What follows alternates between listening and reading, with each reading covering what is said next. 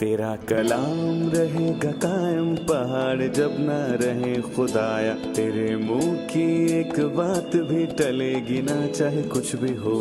तेरी मान दिए है जिंदा सोने से भी कीमती, मेरा दिल ये दे गवाही है ये किताब अजीम। नाज़िल करे अपना कलाम, शिकस्ता दिलों को सुकून मिले, तारीखी दूर हो मेरी राहें रोशन कर।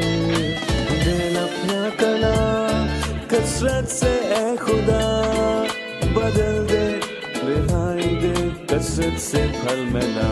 कलाम रहेगा कायम पहाड़ जब ना रहे खुदाया, तेरे मुंह की एक बात भी टलेगी ना चाहे कुछ भी हो।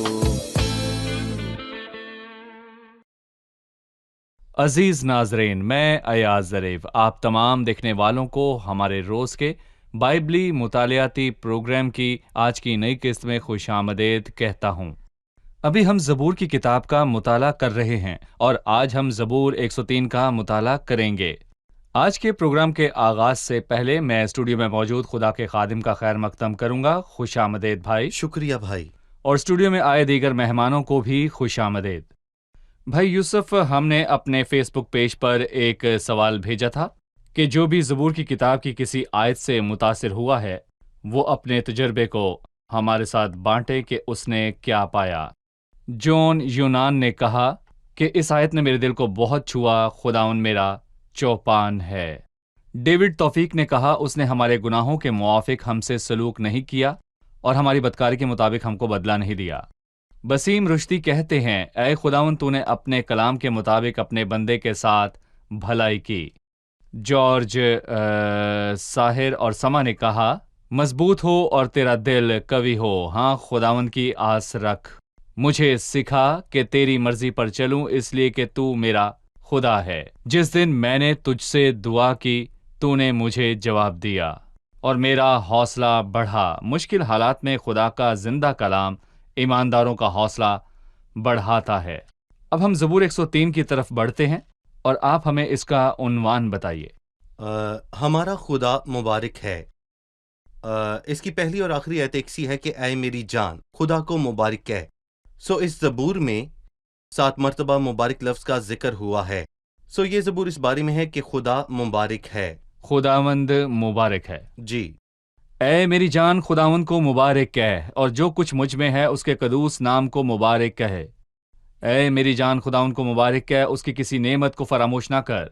वो तेरी सारी बदकारी को बख्शता है, वो तुझे तमाम बीमारियों से शिफा देता है। वो तेरी जान को हलाकत से बचाता है, वो तेरे सर पर शफकत और रहमत का ताज रखता है। वो तुझे उम्र भर अच्छी चीज़ों से आसूदा करता है, तू उकाब की मानिंद असरे नौजवान होता है। भाई यूसुफ, वो अपनी जान से मुखातिब है। ऐ मेरी जान खुदावंद को मुबारक कह और जो कुछ मुझ में है उसके कदूस नाम को मुबारक कहे। उसने खुदा के कामों का बयान किया। भाई यूसुफ, इन अल्फाज से क्या जाहिर हुआ? देखिए, मैं कहूंगा कि इसकी पहली आयत में खुदा के वजूद का जिक्र है और फिर दूसरी आयत में उसके कामों का जिक्र है। और ये अच्छा है कि हम पहले खुदा के कामों को जानें। जो कुछ मुझ में है उसके कदूस नाम को मुबारक कहे और फिर उसके कामों को भी जानें। कितना फर्क है। मतलब कि जब हम खुदा की हस्ती को जानें तो ये सच में इबादत है और फिर उसके कामों को जानकर उसका शुक्र करना दरअसल शुक्र गुजारी है। खुदा की हस्ती की इबादत करना और उसकी बरकत के लिए उसकी शुक्र गुजारी करना दरअसल ये दोनों मुख्तलिफ बातें हैं। सही। खुदा के कामों में लिखा है वो तेरी सारी बदकारी को बख्शता है, वो तुझे तमाम बीमारियों से शिफा देता है। खुदा हमारे गुनाहों को माफ करता और हमें बीमारियों से पाक करता है। इसमें ज्यादा अहम क्या है? याद करें कि वहां के लोग एक मफलूज को उठाकर खुदावंद के पास लाए और वो वहां पर मौजूद था। खुदावंद को उनका ईमान देखकर खुशी हुई और वो दरवाजे से दाखिल ना हो सके और इसीलिए उन्होंने छत से रास्ता बनाया और उन्होंने छत को खोला और मफलूज आदमी की चारपाई खुदा के सामने रखी। यीशु ने उनका ईमान देखकर उस मफलूज से यीशु ने कहा कि आए बेटे, तेरे गुनाह माफ हुए।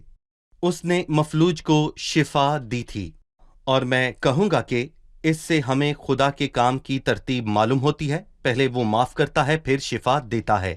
اور داؤد نے بھی ایسا ہی کہا، وہ تیری ساری بدکاری کو بخشتا ہے، وہ تجھے تمام بیماریوں سے شفا دیتا ہے۔ اور یہ شاندار بات ہے کہ وہ معاف کرتا ہے، کچھ گناہ نہیں بلکہ ساری بدکاری، کیونکہ اگر ایک بھی گناہ رہ جائے تو ہم جہنم میں جائیں گے، اور اس نے لاکھوں نہیں بلکہ سارے گناہوں کو معاف کیا، وہ ہمارے سارے گناہوں کو معاف کرتا ہے۔ بھائی یوسف، آپ ان کے لیے کیا کہیں گے جو گرجا گھروں میں صرف اس لیے جاتے ہیں کہ شفا حاصل کریں؟ وہ عبادات میں جاتے اور ٹی وی پروگرامز دیکھتے ہیں کہ ان کی ضروریات پوری ہوں، لیکن بڑے مقصد پر غور نہیں کرتے۔ آپ انہیں کیا کہیں گے؟ ایسے لوگوں کو خدا کے رحم کی شدید ضرورت ہے کہ وہ اپنی ترجیحات کو صحیح کر سکیں۔ اور ہم نے زبور 33 سے یہ سیکھا کہ کبھی کبھار خدا بیماری کو آنے دیتا ہے۔ وہ اپنے بستر پر درد سے تنبیہ پاتا ہے اور اس کی ہڈیوں میں دائمی جنگ ہے، تاکہ انسان کو اس کے مقصود سے روکے اور غرور کو انسان سے دور کرے۔ یعنی خدا بیماری آنے دیتا ہے تاکہ انسان توبہ کرے، مطلب کہ جب بیماری آتی ہے تو ہم توبہ کی طرف لوٹتے ہیں۔ اگر ہمارا یہی مقصد ہے کہ ہم شفا پا کر واپس گناہ میں اپنی زندگی کو بسر کریں تو آپ جہنم میں جائیں گے، تو پھر آپ کو دنیا میں صحت مند ہونے کا حقیقت میں کیا فائدہ؟ بھائی یوسف، بہت سے لوگ گناہ اور بیماری کو جوڑتے ہیں۔ جب کوئی کسی گھر میں داخل ہو کر بیمار کو دیکھے تو اس کو کہتا ہے آپ گناہ گار ہیں۔ اگر یسوع کے ساتھ آپ کا رشتہ ہوتا تو یہ بیماری نہ آتی، کیونکہ یسوع نے صلیب پر ہمارے دکھوں اور بیماریوں کے لیے اپنی جان دی۔ وہ سوچتے ہیں کہ ایماندار بیمار نہیں ہو سکتے، بیماری گناہ کی بدولت ہے۔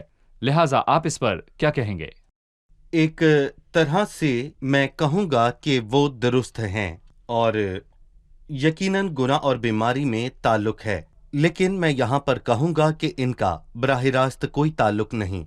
اور میں کہوں گا کہ ہمیں یاد رکھنا چاہیے کہ اب تک ایماندار یا مقدسین کے بدن کا کفارہ نہیں ہوا ہے۔ ان کی روح جان کا کفارہ دیا گیا ہے لیکن بدن کا نہیں۔ اس لیے مقدسین یا بزرگ جیسے رسول اور غیر قوموں کے رسول یعنی کہ پولس رسول کے جسم میں کانٹا چبھویا گیا، اور تیموتیس بیمار پڑا، اور ایک رسول مسیح کے کاموں کی فکر میں بیمار پڑ گیا، گناہ کی وجہ سے نہیں بلکہ مسیح کے کاموں کی فکر کی وجہ سے وہ بیمار ہوا اور مرنے کے قریب پہنچا۔ اس لیے یہ خیال درست نہیں۔ ہر بیماری کا گناہ سے تعلق نہیں، گویا بلا واسطہ اس کا تعلق گناہ سے ہے جو دنیا میں داخل ہوا، اور پیدائش کے 3 باب میں اس کا ذکر ہے۔ اور مسیح نے روح کا کفارہ دیا، اب تک بدن کا کفارہ نہیں ہوا، لیکن جب وہ ہمیں آسمان پر لے جانے آئے گا تو ہم سب کے بدن تبدیل ہو کر جلالی ہو جائیں گے اور مکمل صحت یاب ہوں گے، اور مسیح کی دوسری آمد پر ایسا ہوگا۔ یہاں ہم لیں گے ایک چھوٹا سا وقفہ، اور وقفے کے بعد گفتگو کو جاری رکھیں گے۔ ناظرین، ملتے ہیں ایک چھوٹے سے وقفے کے بعد، ہمارے ساتھ رہیے۔ دل کی گہرائیوں سے خدا کی تمجید کریں۔ داؤد نے کہا، اور جو کچھ مجھ میں ہے اس کے قدوس نام کو مبارک کہے۔ عبادت بدن سے نہیں ہوتی بلکہ عبادت روح سے ہوتی ہے۔ عزیز بھائیو، ہمارا بدن خداوند کی تمجید نہیں کر سکتا، اسی لیے اکثر ہماری تمجید کی آواز مدھم ہوتی ہے یا ختم ہو جاتی ہے۔ اس کی کسی نعمت کو مت بھولیں۔ خداوند بھلا ہے، اس کے سب کاموں کے لیے اس کو مبارک کہیں۔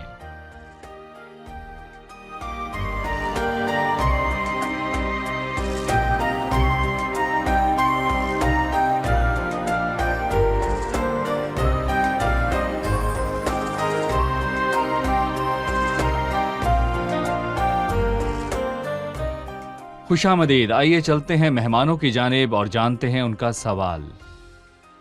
اے میری جان، خداوند کو مبارک ہے، یہ آیت اس زبور کے شروع اور آخر میں لکھی ہے۔ مجھے بتائیں کہ ہم خداوند کو مبارک کہتے ہیں یا برکت دیتے ہیں؟ جی بھائی، اس کے کیا معنی ہے؟ اے میری جان، خداوند کو مبارک ہے۔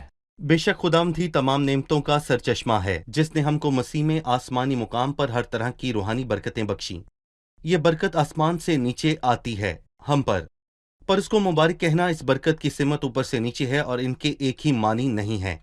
اور میں کہوں گا کہ ہم خداوند اپنے خدا کو کچھ نہیں دے سکتے، لیکن ہمیں چاہیے کہ ہم اس کی خصوصیات اور اس کی برکات اور اس کے جلال کا بیان کریں۔ ہم خدا کو مبارک کہتے ہیں، اس سے ہم خداوند کو کچھ نہیں دے سکتے بلکہ اس کا اقرار کرتے ہیں اور اس کی ہستی کا اعلان کرتے ہیں۔ بھائی یوسف، اس نے ہمیں برکت دی، اس لیے ہمیں چاہیے کہ اس کی دی ہوئی نعمتوں کے لیے اس کا شکر ادا کریں۔ جی بھائی یوسف، اس نے 5ویں آیت میں خدا کے کلام کے متعلق کہا، وہ تجھے عمر بھر اچھی اچھی چیزوں سے آسودہ کرتا ہے، تو عقاب کی مانند اثر نوجوان ہوتا ہے۔ اس نے نئے دور کی بات کی، وہ اچھی اچھی چیزیں بخشتا ہے، ہم عقاب کی مانند اثر نوجوان ہوتے ہیں۔ عقاب کی تشبیہ کے بارے میں بتائیں، اس میں کس قدر وضاحت ہے؟ جی ہاں، میں کہوں گا کہ کہا جاتا ہے کہ عقاب کی عمر بہت ہی لمبی ہوتی ہے، اور پھر میں کہوں گا کہ جب وہ کسی بھی وقت پر ایسا محسوس کرنے لگے کہ وہ بوڑھا ہو رہا ہے تو وہ ایسا کرتا ہے کہ وہ پہاڑوں کی چوٹیوں پر چلا جاتا ہے کہ جا کر اپنی چونچ کو چوٹی پر مارے، اور پھر وہ وہیں رہتا ہے جب تک کہ اس کے سارے پر جھڑ نہ جائیں، اور وہاں اس کی نئی چونچ اور مضبوط اور نئے پر آ جاتے ہیں، اور کہتے ہیں کہ پھر وہ جتنی دیر تک چاہے زندہ رہ سکتا ہے۔ اس لیے لکھا ہے کہ تو عقاب کی مانند اثرنو جوان ہوتا ہے، لیکن خداوند کا انتظار کرنے والے اثرنو زور حاصل کریں گے، وہ عقابوں کی مانند بالوں پروں سے اڑیں گے۔ یہ حوصلہ بخش الفاظ ہیں۔ خداوند سب مظلوموں کے لیے صداقت اور عدل کے کام کرتا ہے۔ اس نے اپنی راہیں موسیٰ پر اور اپنے کام بنی اسرائیل پر ظاہر کیے۔ جیسا کہ کہا کہ خداوند سب مظلوموں کے لیے صداقت کے کام کرتا ہے، اس نے اپنی راہیں موسیٰ پر اور اپنے کام بنی اسرائیل پر ظاہر کیے، اس سے کیا مراد ہے؟ دیکھیں، خداوند سب مظلوموں کے لیے صداقت اور عدل کا کام کرتا ہے، اور یہ خدا کا اصول ہے، اور مظلوم پریشان نہ ہو کیونکہ خدا موجود ہے۔ سب مظلوم، کوئی بھی مظلوم ہو، خداوند سب کے لیے ہے، اس نے خاص کا ذکر نہیں کیا۔ اور میں کہوں گا مظلوموں کے ساتھ انصاف کی ایک خوبصورت تصویر ہمیں مصر کے لوگوں میں ملتی ہے، اور میں کہوں گا کہ کئی دہائیوں تک ان کی تضحیک ہوئی، اور صدیوں سے ان سے زبردستی کام لیا گیا، اور ان کو کوڑے مارے گئے اور پیسے نہ دیے، پر خدا نے ان کو بچایا اور ان کا ازالہ کیا، اور نکلنے سے پہلے انہوں نے مصریوں کو لوٹا۔ کچھ لوگوں کو اس بات پر غصہ آیا، لیکن میں کہوں گا کہ اس پر غصہ کرنے والی بات نہیں، کیونکہ بہت سالوں تک انہوں نے کام کیا بنا پیسوں کے، اور یہ ان کا حق تھا، اور دراصل انہوں نے اپنا کام ختم کرنے کے بعد اپنی کمائی لے لی۔ انہوں نے جاتے ہوئے اپنی کمائی وصول کی، سود سمیت۔ تو کیا یہ عدل نہیں؟ خدا ان سب مظلوموں کے لیے صداقت اور عدل کا کام کرتا ہے، اور جیسے خدا نے ان کے ساتھ انصاف کیا، وہ مظلوموں کے لیے عدل کا کام کرتا ہے۔ مبارک ہے وہ جو کسی پر ظلم نہیں کرتا، کیونکہ خدا ظالموں کا حساب کرتا ہے۔ مسیح نے بھی ہماری خاطر ظلم سہا، وہ ستایا گیا تو بھی اس نے برداشت کی اور اپنا منہ نہ کھولا، بلکہ اپنے آپ کو سچے انصاف کرنے والے کے سپرد کرتا تھا، اور خداوند نے اس کے ساتھ عدل کیا، اور اسی واسطے اسے سر بلند کیا گیا۔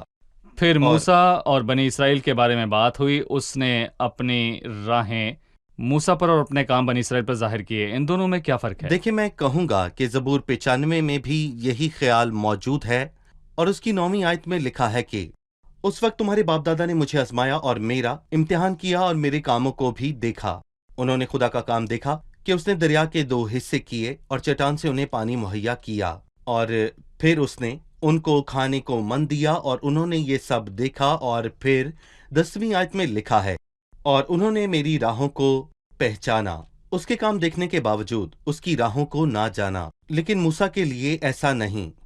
اس نے اپنی راہیں موسیٰ پر اور اپنے کام بنی اسرائیل پر ظاہر کیے، اور میں یہاں پر یہ کہوں گا کہ خدا کے کاموں کو جاننا یہ پہلا مرحلہ ہے، یعنی کہ اس کی راہوں کو جاننا، مطلب کہ اس کی پسند، یا پھر میں کہوں گا کہ اس کی ناپسند کو جان لینا، یعنی جو قدوس خداوند کے نزدیک ہو اس کی راہوں کو جاننا، لیکن اس کے کام تو سب لوگ دیکھتے ہیں۔ جی، ایماندار خداوند کے قریب ہوتا ہے جو بھی ایماندار خدا سے رشتہ قائم کرے اور اس کے قریب صحیح، رہے۔ بالکل۔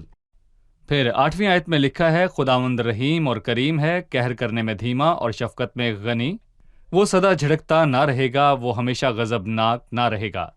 اس نے ہمارے گناہوں کے موافق ہم سے سلوک نہیں کیا اور ہماری بدکاریوں کے موافق ہم کو بدلہ نہیں دیا، کیونکہ جس قدر آسمان زمین سے بلند ہے اسی قدر اس کی شفقت ان پر ہے جو اس سے ڈرتے ہیں۔ جیسے پورب پچھم سے دور ہے ویسے ہی اس نے ہماری خطائیں ہم سے دور کر دیں۔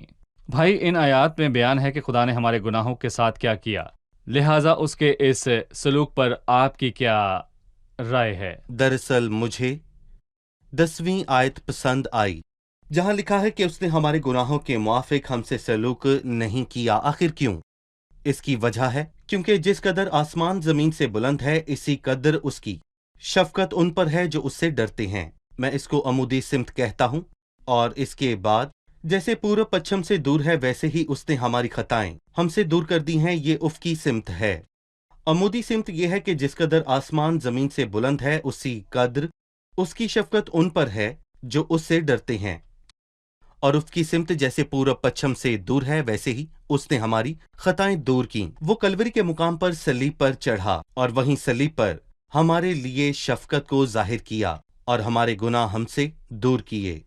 آگے لکھا ہے کہ جیسے پورب پچھم سے دور ہے اس نے یہاں پر شمال اور جنوب کی بات کیوں نہ کی؟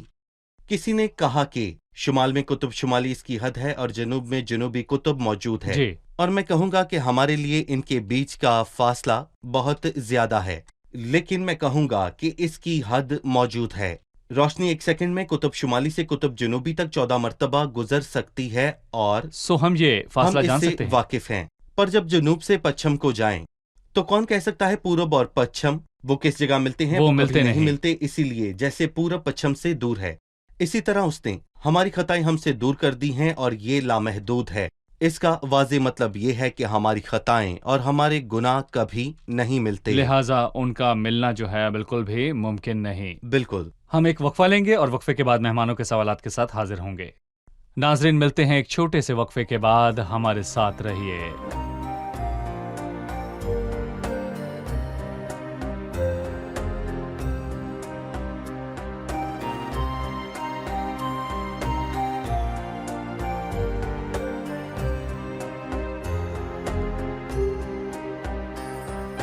خوش آمدید، آئیے چلتے ہیں مہمانوں کی جانب اور جانتے ہیں ان کا سوال۔ زبور 19ویں آیت میں لکھا ہے خداوند نے اپنا تخت آسمان پر قائم کیا۔ قائم کرنے سے کیا مراد ہے؟ کیا خداوند کو اپنا تخت قائم کرنے کی ضرورت ہے؟ کیا اس کے مقابلے میں آسمان پر کوئی اور طاقت موجود ہے؟ جی بھائی، کیا آسمان پر کوئی اس کے مقابلے میں موجود ہے جو اس کو اپنا تخت قائم کرنے کی ضرورت پڑی؟ جی بالکل۔ میں اس زبور کی 1 سے 5 آیت کے متعلق کہوں گا کہ اس میں خداوند کے کرم کا ذکر ہوا ہے۔ آیت 6 سے 10 میں اس کی راستی اور عدل کا، اور آیت 10 سے 14 میں اس کی رحمت کی بات ہوئی ہے، اور اس کے بعد آیت 15 تا 18 اس کی ابدیت کا بیان ہے۔ اور میں کہوں گا کہ یہاں واضح طور پر لکھا ہے کہ لیکن خداوند کی شفقت ازل سے ابد تک ہے، اور پھر 19ویں آیت سے زبور کے آخر تک اس کی بڑھائی کا ذکر ہے۔ اور آپ کا یہ سوال بھی اسی حصے سے ہے۔ خداوند نے اپنا تخت آسمان پر قائم کیا، اس کا تخت مستحکم ہے اور اسے جنبش نہیں، اور ہم یہ بھی بخوبی جانتے ہیں کہ خدا کا مخالف بھی یہاں پر موجود ہے، لیکن وہ خدا کے تخت کو ہلا نہیں سکتا۔ اور یہاں پر میں یہ بھی کہوں گا اور اس کی سلطنت سب پر مسلط ہے۔ اور پھر فرشتوں کے لیے اس نے یہ کہا کہ اے خداوند کے فرشتوں، تم جو زور میں بڑھ کر ہو اور تم جو اس کے خادم ہو، یہاں ان کے لیے حکم ہے کہ اس کی مرضی بجا لاؤ۔ بجا لاؤ یعنی خداوند جو حکم دیتا ہے اور وہ ویسا ہی کرتے ہیں، اور یہ خداوند کی سچ میں بڑائی ہے۔ اور میں کہوں گا کہ ہم نے اس کی راستی، اس کے رحم و کرم اور اس کی ابدیت کو واضح طور پر دیکھا، اور اس کی سلطنت ہم سب پر مسلط ہیں۔ اور اس کے بعد وہ کہتا ہے کہ سب فرشتے اس کا حکم مانتے ہیں۔ بھائی یوسف، آپ نے کہا کہ 10 تا 14 آیات میں اس کی رحمت کا بیان ہوا۔ 13ویں آیت میں لکھا ہے جیسے باپ اپنے بیٹوں پر ترس کھاتا ہے ویسے ہی خداوند ان پر جو اس سے ڈرتے ہیں ترس کھاتا ہے، کیونکہ وہ ہماری شرط سے واقف ہے اور اسے یاد ہے کہ ہم خاک ہیں۔ اس آیت میں کیا تصویر پیش ہوئی؟ دیکھیں، یہ فکرہ بہت مرتبہ آیا ہے جو اس سے ڈرتے ہیں۔ مثال کے طور پر 11ویں آیت میں لکھا ہے اسی قدر اس کی شفقت ان پر ہے جو اس سے ڈرتے ہیں۔ 13ویں آیت جیسے باپ اپنے بیٹوں پر ترس کھاتا ہے ویسے ہی خداوند ان پر جو اس سے ڈرتے ہیں ترس کھاتا ہے۔ 17ویں آیت، لیکن خداوند کی شفقت اس سے ڈرنے والوں پر ازل سے ابد تک ہے، اور جو اس سے ڈرتے ہیں کہ معنی یہ نہیں کہ جو خوف زدہ ہیں، ڈرتے ہیں۔ مبارک ہے وہ جو اس سے ڈرتے ہیں کیونکہ خداوند ان پر ترس کھاتا ہے۔ مطلب جو خدا سے ڈرتے ہیں، خدا ان پر سچ میں ترس کھاتا ہے، کیونکہ جو اس کے خوف میں جیتا ہے وہ گناہ نہیں کرتا جو خدا کو اچھا لگتا ہے، اور وہ ترس کھاتا ہے۔ وہ باپ کی طرح ان پر ترس کھاتا ہے، لیکن خداوند کی شفقت اس کے ڈرنے والوں پر ازل سے ابد تک ہے۔ مبارک ہے وہ جو اسے ڈرتا ہے، نہ کہ وہ جو خوف زدہ ہے۔ جس ڈاکو نے صلیب پر توبہ کی جب اس نے اپنے ساتھی سے کہا، کیا تو خداوند خدا سے بھی نہیں ڈرتا؟ خداوند سے ڈرنا اچھی بات ہے، کیونکہ خداوند کا ڈر حکمت کا شروع ہے۔ بھائی یوسف، پھر 17ویں آیت میں خدا کی ابدیت کا بیان ہے، لیکن خداوند کی شفقت اس سے ڈرنے والوں پر ازل سے ابد تک اور اس کی صداقت نسل در نسل ہے، یعنی ان پر جو اس کے عہد پر قائم رہتے ہیں اور اس کے قوانین پر عمل کرنا یاد رکھتے ہیں۔ خدا کی رحمت کا تعلق اس کی ابدیت سے ہے، اس کی صداقت نسل در نسل ہے۔ اس کے کیا معنی ہیں؟ ہم سوچتے ہیں کہ اس کی رحمت اس کے بچوں پر ہے، وہ بدکاروں کا انصاف کرتا ہے اور ان کی عدالت کرتا ہے، پر یہاں لکھا ہے اس کی صداقت نسل در نسل ہے۔ اس کے کیا معنی ہیں؟ ہمیں خداوند کی صداقت اور اس کے عدل سے خوفزدہ ہونے کی ضرورت ہرگز نہیں ہے، کیونکہ اس نے صلیب پر ہم سب کی قیمت ادا کر دی ہے، اور اس کی صداقت اور اس کا عدل اس سے ظاہر ہوا کہ اس نے ہمارے گناہ معاف کیے اور اپنے جلال میں ہمیں قبول کیا۔ اسی لیے ہمیں اس کی صداقت، اس کی رحمت اور اس کی راستی پر پورا اعتبار ہے۔ مطلب ہمارا خدا صادق، ہمارا خدا سچ میں رحیم خدا ہے، اور ہم اس پر پورا اعتبار کرتے ہیں۔ زبور نویس نے کہا، جو کچھ مجھ میں ہے خداوند کو مبارک کہے۔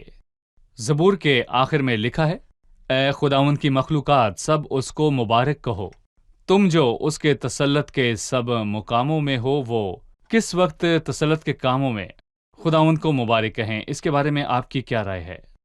دیکھیں، میں کہوں گا کہ جو دعا خداوند نے اپنے شاگردوں کو سکھائی کہ تیری مرضی جیسی آسمان پر پوری ہوتی ہے زمین پر بھی ہو، اور آج خدا کی مرضی آسمان پر پوری ہوتی ہے لیکن زمین پر پوری نہیں ہوتی۔ لیکن میں یہ بھی کہوں گا کہ کچھ دیندار لوگ اس زمین پر اس کی مرضی کو بجا لاتے ہیں، لیکن افسوس کہ ساری زمین ایسا نہیں کرتی، اور ہم نے پڑھا کہ افسوس زمین بگڑ چکی ہے، کیونکہ زمین کے تاریک مقام ظلم کے مسکینوں سے بھرے ہوئے ہیں۔ اور یہاں لکھا ہے کہ خداوند سب مظلوموں کے لیے صداقت اور عدل کا کام کرتا ہے، اور مظلوم کہاں ہیں؟ عدالت گاہ میں ظلم ہے اور صداقت کے مکان میں شرارت۔ لیکن ہم نے پچھلے مزامیر میں یہ واضح طور پر پڑھا کہ وہ دن آئے گا جب خداوند صداقت اور انصاف کے ساتھ لوگوں کی عدالت کرے گا، اور پھر لکھا ہے کہ اس کی برکت پوری کائنات پر ہوگی، جیسے آسمان پر ہوتی ہے زمین پر بھی ہو۔ یہ دن بہت قریب ہے، تسلط کے سب کاموں میں خداوند کو مبارک کہیں گے۔ ہر بار اس زبور کو پڑھ کر خداوند کی رحمت کا اندازہ ہوتا ہے۔ اس کی رحمت تاج کی مانند ہیں، بے شک اس کی رحمتیں تاج کی مانند ہیں۔ صحیح۔ اور زندگی کے ہر لمحے اگر میں کہوں کہ یہ بہت زیادہ ہیں، بہت زیادہ ہیں، ساری بھلائی اس کی بھلائی۔ خداوند آپ کو برکت دے بھائی یوسف۔ اب ہم مہمانوں کی طرف چلتے ہیں اور جانتے ہیں ان کی رائے۔ جی، آج کے پروگرام میں آپ نے کیا سیکھا؟ اس زبور کی 10ویں آیت ہے، اس نے ہمارے گناہوں کے موافق ہم سے سلوک نہیں کیا اور ہماری بدکاریوں کے مطابق ہم کو بدلہ نہیں دیا، یعنی جب ہم برے بھی تھے تب بھی اس نے ہمارے ساتھ بھلائی کی۔ صحیح۔ خدا کے کاموں اور اس کی راہوں میں فرق جاننا اچھی بات ہے۔ مقدسین خدا کی راہوں کو جانتے ہیں، پر خدا کے کام سب لوگوں پر عیاں ہیں۔ خداوند کی شخصیت کا ذکر کرنا اس کی عیادت کرنا ہے، اور خداوند کے کام اور اس کے عجائب کا بیان کرنا دل سے اس کی شکر گزاری کرنا ہے۔ شکریہ۔ خداوند آپ کو برکت دے۔ بھائی یوسف، آپ کا بھی شکریہ۔ عزیز ناظرین، میں یہ آیت کہہ کر آپ کو رخصت کرتا ہوں، جیسے باپ اپنے بیٹوں پر ترس کھاتا ہے، ویسے ہی خداوند ان پر جو اس سے ڈرتے ہیں ترس کھاتا ہے۔ خدا کا دل محبت اور شفقت اور پیار سے بھرا ہے، ویسا نہیں جیسے لوگ سوچتے ہیں کہ خدا ہم سے بدلہ لینے کے لیے بےتاب ہے اور اس کو انسانوں سے نفرت ہے، یا وہ چاہتا ہے کہ انسانوں پر اپنے اختیار کو ظاہر کرے۔ خدا کو آپ کا انتظار ہے، اس کے دل میں آپ کے لیے بے پناہ محبت ہے، وہ چاہتا ہے کہ آپ سے رشتہ قائم کرے، جیسے باپ اپنے بیٹوں پر ترس کھاتا ہے جو خدا سے ڈرتے ہیں۔ اس سے دعا کریں، خدا کے متعلق اپنے خیالوں کو درست کریں۔ وہ لوگ جو یہ سوچ کر دعا کرتے ہیں کہ دعا کرنا لازم ہے تاکہ خدا کے غضب سے بچ سکیں، وہ یہ جان لیں کہ خدا آپ کا باپ ہے، وہ آپ پر ترس کھاتا ہے۔ اس کے نزدیک آئیں اور کہیں کہ آپ اس کے ساتھ باپ اور بیٹے جیسا رشتہ قائم کرنا چاہتے ہیں۔ جیسے باپ اپنے بیٹوں پر ترس کھاتا ہے، ویسے ہی خداوند ان پر جو اس سے ڈرتے ہیں ترس کھاتا ہے۔ اگلے پروگرام میں آپ سے پھر ملاقات ہوگی۔ خداوند آپ کو برکت دے۔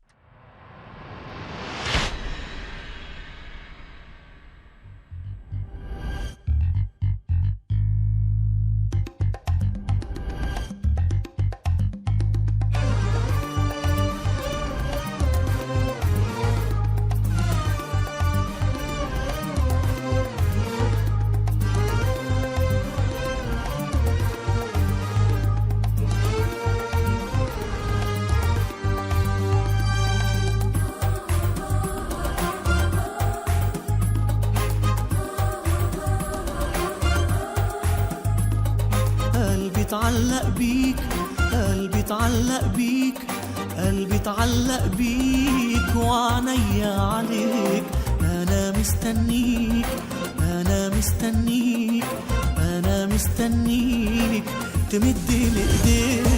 قلبي اتعلق بيك، قلبي اتعلق بيك، قلبي اتعلق بيك وعينيا عليك. أنا مستنيك، أنا مستنيك، أنا مستنيك تمد لإيديك. قلبي اتعلق بيك، انت كل ما ليا. قلبي اتعلق بيك وبحبك يا فدية. قلبي اتعلق بيك، انت كل ما ليا. قلبي اتعلق بيك وبحبك يا فدية.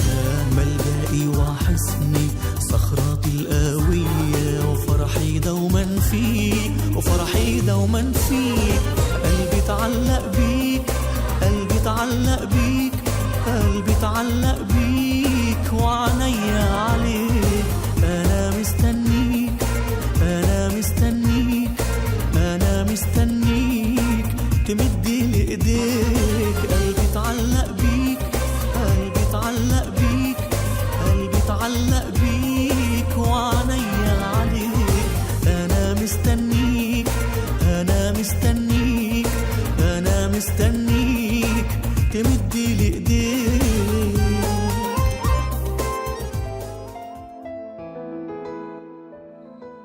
تیرا کلام رہے گا قائم، پہاڑ جب نہ رہے خدایا. تیرے منہ کی ایک بات بھی ٹلے گی نہ، چاہے کچھ بھی ہو. تیری مان دیے ہے زندہ، سونے سے بھی قیمتی. میرا دل یہ دے گواہی ہے، یہ کتاب عظیم.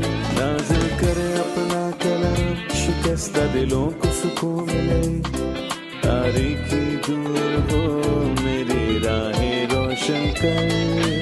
دل اپنا کلام کثرت سے اے خدا بدل دے، رہائی دے کثرت سے پھل ملاؤ. کلام رہے گا قائم، پہاڑ جب نہ رہے خدایا. تیرے منہ کی ایک بات بھی ٹلے گی نہ، چاہے کچھ